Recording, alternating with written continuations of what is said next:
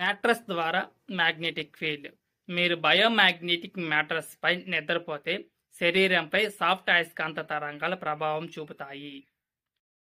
రక్తనాళాల విస్తరణ. మ్యాగ్నెట్ వల్ల రక్తనాళాలు కొంత విస్తరించి గుండె పనిచేయటంలో ఒత్తిడి తగ్గిస్తుంది.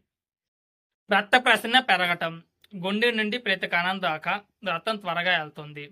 ఫలితం అవయవాలకి లివర్, ప్యాంక్రియాసిస్, మెదడు తగినంత ఆక్సిజన్ పోషకాలు చేరతాయి. కణాలలో ఆక్సిజన్ పోషకాలు. హిమోగ్లోబిన్ ఆక్సిజన్ సంబంధించి వెళ్ళిన రక్తం ఆక్సిజన్ విడుదల చేసి సెల్స్కు ఎనర్జీ ఇస్తుంది. మ్యాగ్నెట్ థెరపీ వల్ల ఇది మరింత సమర్థవంతంగా జరుగుతుంది. ప్యాంక్రియాస్ బి సెల్కు ప్రొటెక్టన్ ఎనర్జీ. మెరుగైన రక్త ప్రసరణతో ఇన్సులిన్ ఉత్పత్తి చేసే బి సెల్ బలవంతమవుతాయి.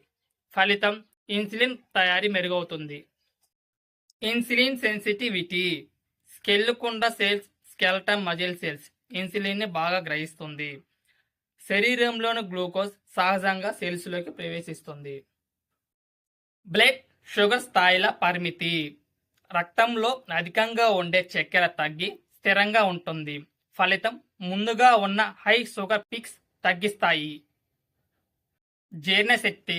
Liver detoxification. మెరుగైన రక్త ప్రసరణ, ఆక్సిజన్, నర్వ్ ఇన్పుట్ వల్ల జీర్ణశక్తి సక్రియంగా ఉంటుంది. లివర్ ఫంక్షన్ బాగా జరుగుతుంది. టాక్సిన్లు శరీరం నుంచి తొలగిపోతాయి. శరీర వంతు మెటబాలిజం మెరుగు.